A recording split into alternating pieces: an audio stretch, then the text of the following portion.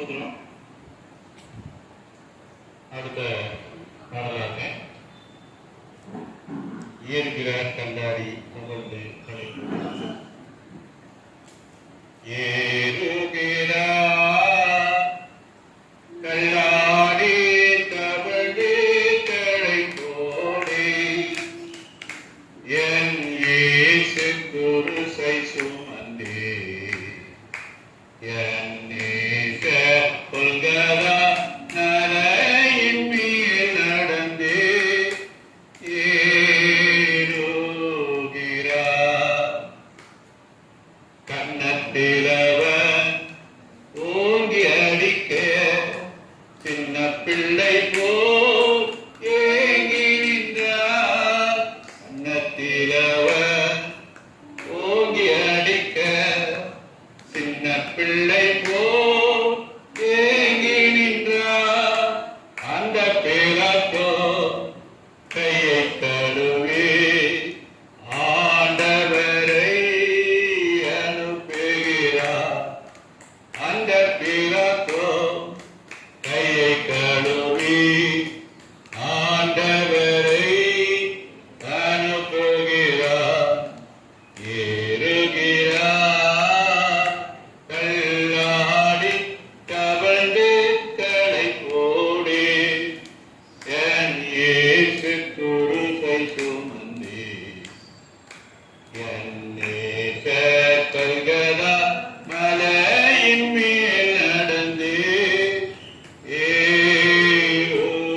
ஏறுகிறார் மெஞ்சும் பலத்தால் ஈட்டி எடுத்து நெஞ்சை பிளந்தான் கொடுமை மெஞ்சும் பலத்தால் ஈட்டி எடுத்து நெஞ்சை பிளந்தான் கொடுமை இரத்தமும் நீரும் ஓடி வருதே ஏற்றகரை நோக்கிய பார் இரத்தமும் நீரும் ஓடி வருதே ஏற்றகரை நோக்கிய பார்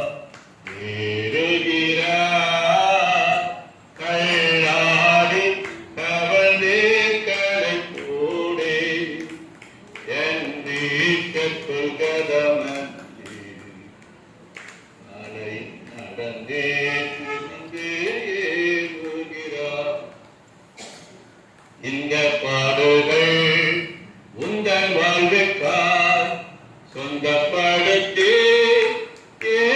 ஏற்றுக்கொண்டார் இந்த பாடுகள் உந்தன் வாழ்வுக்காய் சொந்தப்படுத்தி ஏற்றுக்கொண்டார் நேசிக்கிறாயோ இயேசுநாதரை நேசித்து வா குருசெடுத்தே நேசிக்கின்றாயோ இயேசுநாதரை நேசித்து வா குருசெடுத்தே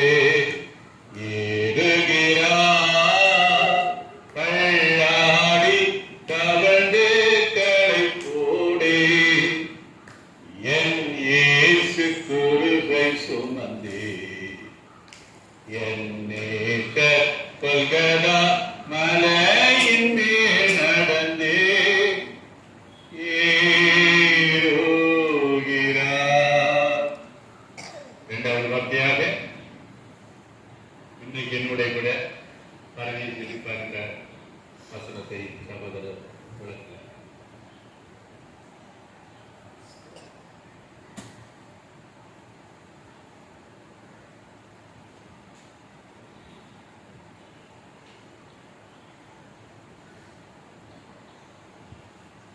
தேவனுக்கு மகிமை உண்டாகட்டும். நாம் யாரும் செபித்து தேவனுடைய வார்த்தைகளை போதும். அன்பின் பரிசுத்தமுள்ள நல்ல பிதாவே, உம்மை துதிக்கிறோம், ஸ்தோத்திரிக்கிறோம்.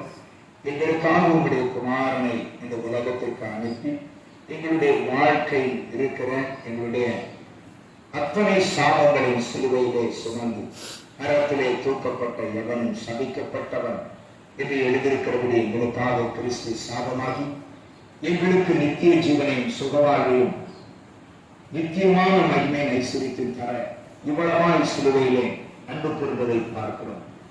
அந்த மகிமையான ஆசீர்வாதத்திற்குள் எங்களை கூட்டி வந்ததற்காக நன்றி செலுத்துகிறோம். தொடர்ந்து எங்களோடு பேச உங்களுடைய வார்த்தைகளை கொண்டு வழிநடத்த சொல்லியிருக்கிறோம். இந்த நேரத்தில் ஆண்டவரே, இரண்டாவது வார்த்தையாக இன்றைக்கு நீ என்னுடனே கூட பரதேசில் இருப்பாய் என்று மெய்யாகவே எனக்கு சொல்லுகிறேன் என்கிற மகிமையான இந்த வார்த்தையின்படி பேச நீர் உதவி செய்யும். இயேசுவின் நாமத்தில் பிதாவே, ஆமென். அல்லேலூயா.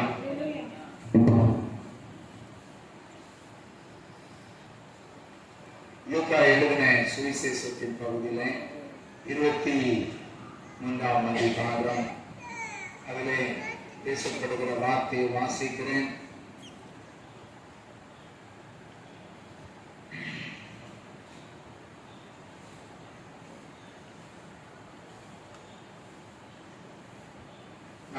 மூன்றாவது வசனம். இயேசு அவனை நோக்கி, இன்றைக்கு நீ என்னுடனே கூட பரதேசில் இருப்பாய் என்று மெய்யாகவே எனக்கு சொல்லுகிறேன் என்றார். ஆமென். அல்லேலூயா.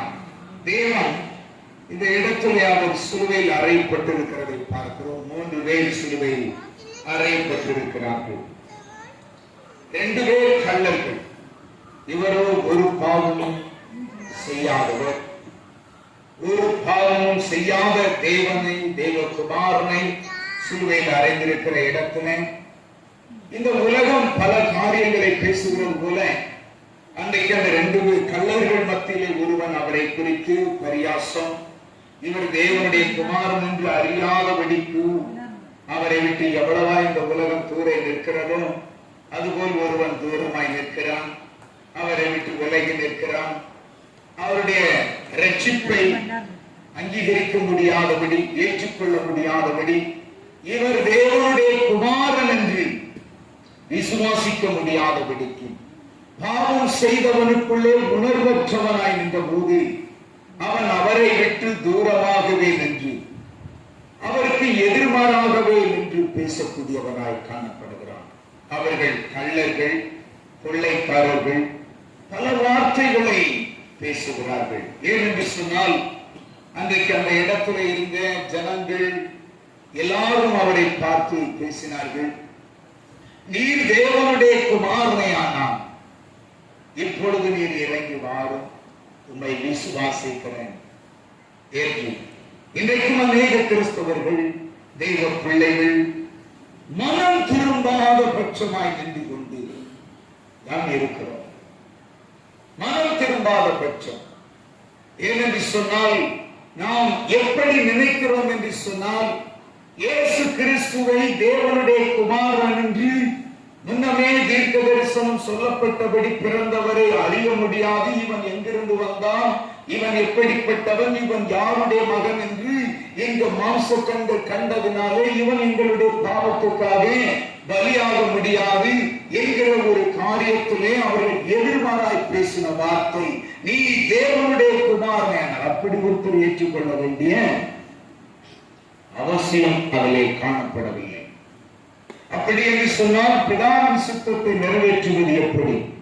அவரை குறித்த தீர்க்க தரிசனங்கள், அவரை குறித்த வேத சத்தியங்கள், சட்டங்கள் சொல்லப்பட்டிருக்கிறபடி நம்முடைய பாவத்திற்காக மரத்திலே தூக்கப்பட்ட எவனும் சபிக்கப்பட்டவன் என்று சொன்னார். அவர் தன்னை முழுவதும் தாழ்த்தினார், அவர் தன்னை வெறுமனையாக்கினார். அந்த வெறுமனையாக்கின கோலத்தை இன்றைக்கு உலகம் எப்படி பார்க்கிறது என்று சொன்னால், எத்தனையோ கடவுள் வந்தது போல இவர் ஒரு கடவுள், அவ்வளவுதான். உலகம் அறிவு அதைதான் பார்க்கிறது. முதல் வசனம் பார்க்கும் போது, பிதாவே இவர்கள் என்ன செய்கிறார்கள் என்று தங்களுக்கு தெரியாமலே சில காரியத்தை பேசுகிறார்கள், நடப்பிக்கிறார்கள். இவர்களுக்கு மன்னியும். நிச்சயமாய் இன்றைக்கும் உலகமும் அப்படித்தான் கிறிஸ்துவை யார் என்று, ஏன்னா உலகத்திலே கொடுக்கப்பட்ட பரிசுத்த நாமம், எல்லாருக்கும் ரட்சிப்பான நாமம், விடுதலையான நாமம் இயேசுவின் நாமம். அதை ஒருவன் ஏற்றுக்கொள்ளாதது உலகம்.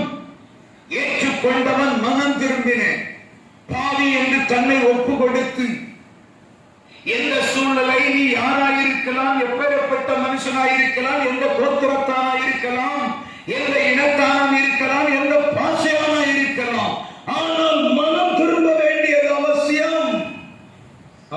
பேசினார்.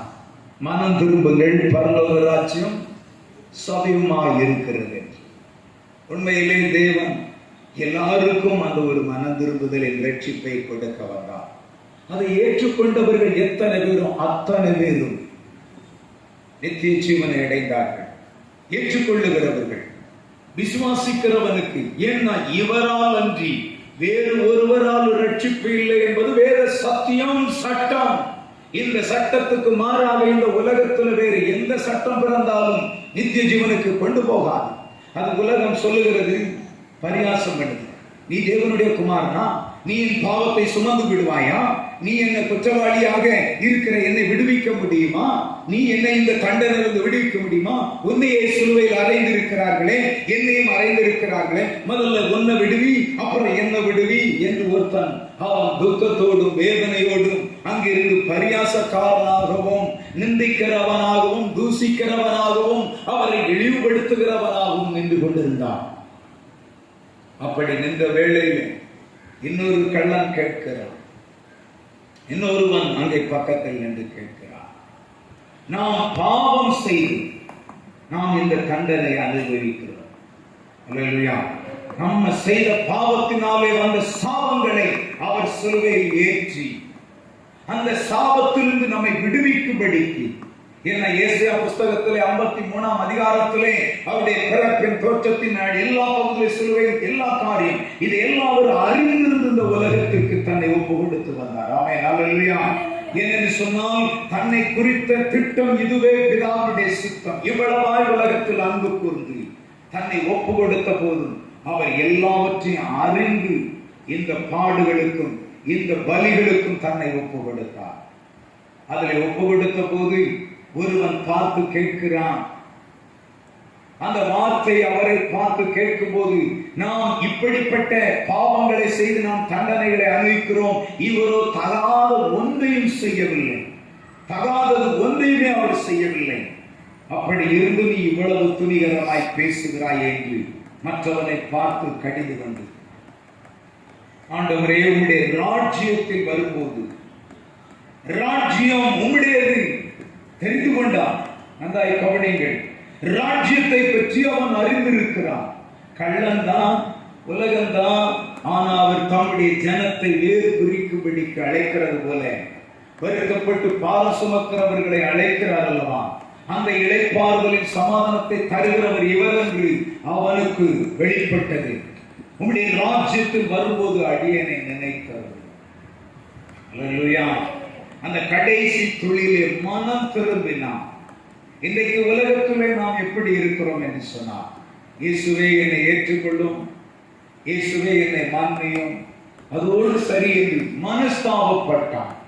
தீங்குக்கு மனஸ்தாபப்படுகிற கர்த்தர் நம்மை குறித்தும் நம்முடைய பாவங்களை குறித்தும் நம்முடைய அக்கிரமங்களை குறித்தும் அவர் எல்லாவற்றிலும் ஒரு திட்டம் ஒன்று வைத்திருக்கிறது. பாவத்தின் சம்பளம் மரணம்.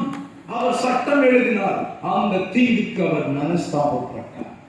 அதனால்தான் அந்த சம்பளத்தை தன்மேல் ஏற்றுக்கொண்டு இந்த பாவத்தின் சம்பள மரணம் என்பதை அவர் தன்மேல் ஏற்றுக்கொண்டதை அந்த இடத்திலே அவன் மனஸ்தாபப்பட்டது நிமித்தம் பாருங்க, அவனுக்கு அவ்வளவு பெரிய ரட்சிப்பு. அல்லேலூயா.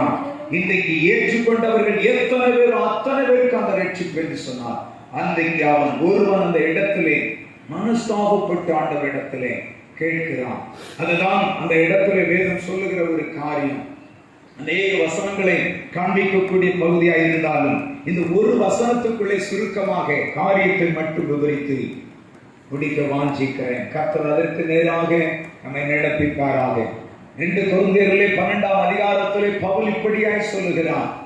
அவர் 2ஆம் வசனத்திலே சொல்லுகிறான், நான் ஒரு மனுஷனை அறிவேன், அந்த மனுஷன் அவன் பரதேசிக்குள் எடுத்துக் கொள்ளப்பட்டு என்று ஒரு காரியம் சொல்லப்படுகிறது. பரதேசி என்று ஒன்று இருக்கிறதை குறித்து அவர் சொல்லுகிறார், கிறிஸ்துவுக்குள்ளான ஒரு மனுஷனை அறிவேன், அவன் 14 வருஷத்திற்கு முன்னே 3ஆம் வானம் வரைக்கும் எடுக்கப்பட்டான். அவன் சரீரத்தில் இருந்தாலோ சரீரத்திற்கு புறமே இருந்தாலோ அதை அறியேன், தேவன் அறிவான். அந்த மனுஷன் பாரதேசிக்குள் எடுக்கப்பட்டு அந்த மனுஷன் பரதேசிக்கு கொண்டு போகப்படுகிற ஒரு இளைப்பாறுதலின் இடம், ஒரு சமாதானம் நிறைந்த இடம், ஒரு தேற்றுதலான ஒரு இடம். அந்த இடத்துக்குள்ளே போவதற்கு தேவன் இந்த இடத்தை நமக்கு தருவதற்கு அதையெல்லாம் நமக்கு ஆயத்தப்படுத்தி இந்த உலகத்திற்கு வந்தபோது ஒருவர் அதை ஏற்றுக்கொள்ளவில்லை. தம்முடைய சொந்த ஜனங்கள் அவரை ஏற்றுக்கொள்ளாதிருந்தார்கள். இந்த கள்ளன் மனம் திரும்பி அவன் கேட்கிறான், அவன் மனஸ்தாபப்பட்டு கேட்கிறான். அவனுடைய மனஸ்தாபத்தை தேவன் பார்க்கிறார். இன்றைக்கு ரொம்ப நாள் இல்லைங்க, இன்றைக்கு எந்த பாவியா இருந்தாலும் சரி, ஒரு சில பேர் படுக்கையில் இருப்பாங்க, வியாதியில் இருப்பாங்க, ஹாஸ்பிட்டல்ல இருப்பாங்க. இயேசுவை குறித்து சொல்லும் போது அந்த கடைசி தருணத்துல எனக்கு அவர் ரட்சிப்பை தருவாரா? எத்தனை பேர் மனம் திரும்பி இருக்காங்க தெரியுங்களா? நாங்க காலகாலமா வழிபட்டு வருகிறோம், எங்களுக்கு யாரும் கை கொடுக்கல, யாரும் உதவி செய்யல, எந்த பகுதியில் எங்களுக்கு ஆறுதல் இல்லை, சமாதானம் இல்லை, நித்திய ஜீவன் உண்டு எந்த பகுதியில் எங்களுக்கு வழி திறக்கப்பட்டதான காரியம் இல்லை. இவர் தருவார் என்று சொன்னால் நான் விசுவாசிக்கிறேன். என் பாவத்தை மன்னிப்பாரா? நான் என்ன செய்யணும்? நீங்க ஒண்ணும் செய்ய வேண்டாம். இயேசுவை, கர்த்தராகிய இயேசுவை விசுவாசி, அப்பொழுது நீ உன் வீட்டாரும் ரட்சிக்கப்படுவீர்கள் என்கிற வேத சத்தியத்தின்படி அந்த இடத்திலே அவர்கள் மனம் திரும்பிய இயேசுவே, என் பாவத்துக்காக சிலுவையை சுமந்த இயேசுவே, உம்மை விசுவாசிக்கிறேன். ரட்சிப்பு உண்டாக நாவினால் அறிக்கை செய்யப்படும், நீதி உண்டாக இருதயத்தில் அறிக்கை செய்யப்படும் என்று ரோமர் 10ஆம் அதிகாரம் 10ஆம் வசனம் சொல்லுகிற அந்த அறிக்கையின்படி விசுவாசத்தோடு அறிக்கை செய்தவர்களுக்கு அந்த பரதேசிலே ஒரு மீட்பின் இடம். அல்லேலூயா. அதைதான் அவர் சொல்லுகிறார், இன்றைக்கு நீ என்னுடனே கூட பரதேசில் இருப்பாய். எவ்வளவு பெரிய பாக்கியம்! அந்த ஒரு இமைப்பொழுதிலே பாருங்க, ஒரு இமைப்பொழுதிலே ரட்சிப்பு கொடுக்கிறதுக்கு அவருக்கு ஒரு 10 வருஷம் வேணும், ஒரு 50 வருஷம் வேணும். உங்க பாவெல்லாம் மன்னிக்கணுமா? நீங்க எனக்கு வாங்க ஒரு 30 வருஷம் என்னிடத்துல வந்து இப்படி எல்லாம் ஒரு மன்றாட்ட வைங்க, இப்படிப்பட்ட காரியத்தை குறித்து விண்ணப்பம் வைங்க. இல்லை, மனம் திரும்ப வேண்டியது அவசியம். உள்ளான மனுஷன் நாளுக்கு நாள் புதிதாக்கப்படுகிற ஒரு மனம் திரும்புதல். அவன்தான் ஒருவன் கிறிஸ்துவுக்குள் இருந்தால் புதிய சிருஷ்டி என்கிற உள்ளான மனுஷன் மனம் திரும்புகிற காரியம். பாவத்தை விட்டு, அக்கிரமத்தை விட்டு முற்றிலும் கர்த்தருக்கு தன்னை ஒப்பு கொடுத்து பாவத்தை அறிகிற அறிவு நியாயப்பிரமாணத்தில் வந்தது என்று சொன்னால், ரட்சிப்பு இயேசு கிறிஸ்துவை அறிகிற அறிவினாலே சத்திய அறிவு வருவது பாவத்தை விட்டு விலகி இனி ஒருவன் இன்னொரு பலி, பாவத்து நிமித்தம் பலி செலுத்த வேறொரு பலி இல்லை என்கிற அறிவு வந்தவுடனே அவனுக்குள் நித்திய ஜீவன் என்கிற ஒரு மனம் திரும்புதலுக்கான ஜீவன் கொடுக்கப்படுகிறது. எப்போ? அவன் மனம் திரும்பின உடனே பெற்றுக்கொள். கேட்கிறான், எவனும் பெற்றுக்கொள்கிறான். உண்மையா கேட்கணும். அல்லேலூயா. உண்மையா கேட்கிறான். அவன் அந்த கடைசி தருணத்திலே நின்று உம்முடைய ராஜ்யத்தில் வரும்போது அடியேனை நினைத்தருளும். அவ்வளவுதான். அந்த ஒரு வார்த்தை கேட்ட உடனே எங்கேயாவது தாமதிச்சாரா? இல்லை. நம்மளுக்கு வசனம் இன்னும் ஷார்ட்டா இருந்த மாதிரி இருக்கும்.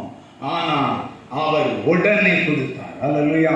தாமதம் இல்லாம நாமளாவது நம்மளிடத்துல யாராவது வந்து கேட்டா தாமதிப்போம், யோசிப்போம், நாளைக்கு வாங்கன்னு சொல்லுவோம். இவரோ எதை குறித்து யோசிக்கல. இந்த ரட்சிப்பை கொடுக்கதான் அவர் இந்த உலகத்துக்கு வந்தார். அதனால அவர் அந்த ரட்சிப்பை உடனே அவனுக்கு கொடுத்தார். ஒவ்வொருவருக்கும் அந்த ரட்சிப்பை கொடுக்க இன்றைக்கும் அவர் ஆவலோடு காத்திருக்கிறார். அல்லேலூயா. மனம் திரும்புகிற ஒரே பாவி நிமித்தம் பரலோகம் சந்தோஷப்படுகிறது என்று சொன்னால், இந்த பாவி மனம் திரும்பின உடனே பரலோகமே சந்தோஷப்படுகிறது என்றுதான் நாம் பார்க்கிறோம். நாம் எல்லாரையும் அப்படிப்பட்ட மரண கட்டிலிருந்து, பாவ கட்டிலிருந்து விடுதலையாக்கின இயேசு கிறிஸ்து இந்த நாளிலே இந்த வார்த்தையை பேசும்படிக்கு கிருபை தந்த தேவனுக்கு ஸ்தோத்திரம். கடைசி அந்த ஒரு துளி நேரத்திலே மன்னிப்பு கேட்ட அந்த கள்ளனுக்கு இவ்வளவு பெரிய ரட்சிப்பை கிருபையை கொடுத்திருக்கிறார் என்று சொன்னால், நாம் யாவருக்கும் அப்படிப்பட்ட ஒரு மறுவாழ்வின் நித்திய ஜீவனை கொடுத்திருக்கிறார். அந்த நித்திய ஜீவனை நாம் ஒவ்வொரு நாளிலும் ஒவ்வொருவருக்கும் வெளிப்படுத்த வேண்டியது அவசியம். உலகம் அறியாதிருக்கிறது. ஒரு கள்ளன் எப்படி அறியாமல் பேசினானோ, அவனுடைய அறியாமையை மாற்றுவதற்கு உங்களை என்னையும் தேவன் தெரிந்து கொண்டிருக்கிறபடி, இயேசு கிறிஸ்துவை குறித்து நாம் அந்த அன்பை ருசித்தவர்களாய் ஒவ்வொருவருக்கு சொல்லுவோம் என்று சொன்னால், அந்த கடைசி துளி நேரத்தில் நம்ம ஜீவன் எப்படிப்பட்டது என்று நமக்கு தெரியாது. இந்த ராத்திரில, இந்த நிமிஷத்துல நம்ம உயிர் போயிடலாம். அதே போல நம்ம பார்க்கிறவங்களை எப்படி பார்க்கணும்னா, இந்த நாட்கள்ல இதுக்கு பிறகு எப்போ பார்க்க முடியும் தெரியாது. ஆனா சமயம் வாய்த்தாலும் வாய்க்காவிட்டாலும் கர்த்தருடைய ரட்சிப்பின் சுவிசேஷத்தை ஜாக்கிரதையா சொல்லி அந்த மனம் விரும்புதலுக்கு நேராக சுவிசேஷத்தை சொன்னா எத்தனை பரலோகம் சந்தோஷப்படுகிறது அல்லையா? இந்த மறுவாழ்வு என்கிற இந்த கள்ளனுக்கு கொடுக்கப்பட்ட இந்த நித்திய ஜீவனை பார்க்க எப்படிப்பட்ட ஒரு மகிழ்ச்சியின் சந்தோஷம் இருக்கிறதோ, அது வெளியில் இருக்கிற யாவருக்கும் கிடைக்கத்தக்க நாமும் பாரத்தோடு இந்த சுவிசேஷத்தை சொல்லுவோம். கர்த்தர் மகிமைப்படுவாராக. எல்லா கனமும் மகிமையும் அவர் ஒருவருக்கே உண்டாகட்டும். God bless you. அடுத்த பாடலாக சிலுவையின் நிழலில் அனுதினமுடைய சாயந்தர காரியங்கள்.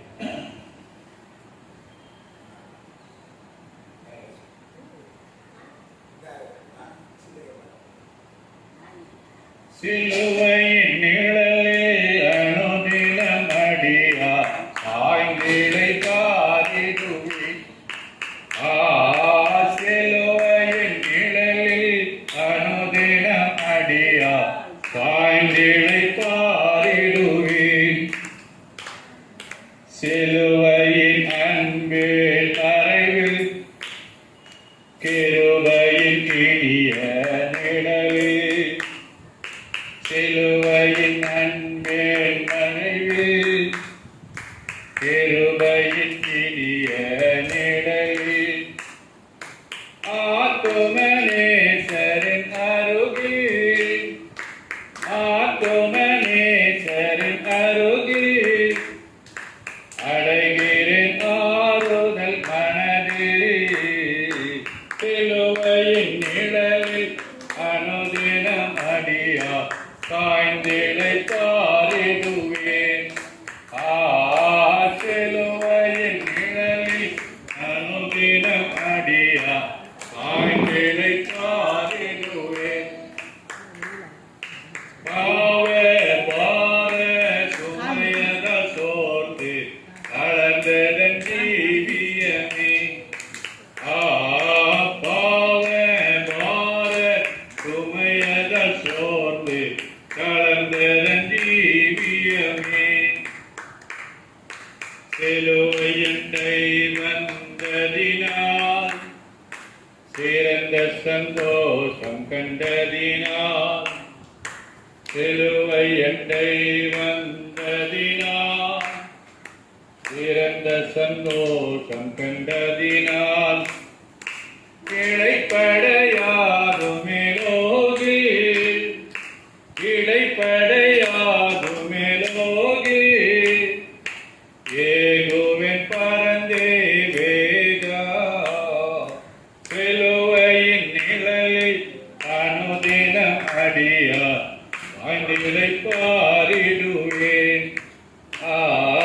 சிலுவையின் நிழலில் அனுதினம் அடியா சாய்ந்திடை பாரிடுவேன். எவ்வித கொடிய இடருக்கும் அஞ்சே இயேசுவை சார்ந்து நிற்பேன். எவ்வித கொடிய இடருக்கும் அஞ்சே இயேசுவை சார்ந்து நிற்பேன். அவனியில் வியாகுலம் வந்தார், அவரையே நான் அண்டிக் கொண்டார். அவனியில் வியாகுலம் வந்தார், அவரையே நான் அண்டிக் கொண்டார். அலை மிக மோதிடும் அந்நாள், அலை மிக மோதிடும் அந்நாள் ஆறுதல் அளிப்பதை சொன்னார். சிலுவையின் நிழலில் அனுதினம் அடியா சாய்ந்திடை பாரிடுவேன். சிலுவையின் நிழலில் அனுதினம் அடியா சாய்ந்திடை பாரிடுவேன். இன்பம் துறந்து மறைந்திடுவேன். இன்பம் துறந்திடும் பெருமொழி கேட்டு இன்னல்கள் மறந்திடுவேன். திருமறையின் இசைநாதா, ஏனிலும் இனிய வேதம். திருமறையின் இசைநாதா, ஏனிலும் இனிய வேதம். கருமெனக்கனந்த சந்தோஷ, கருமெனக்கனந்த சந்தோஷ, தீர்க்குமன் இதயத்தின் தோஷ. திருவையின் நிழலில் அனுதினம் அடியே காய்ந்திடை பாடிடுவேன். சிலுவை நிழலில் அனுதினம் அடியே காய்ந்திடை பாடிடுவேன். அல்லேலூயா. கர்த்தருடைய பரிசுத்த நாமத்துக்கு ஸ்தோத்திரம்.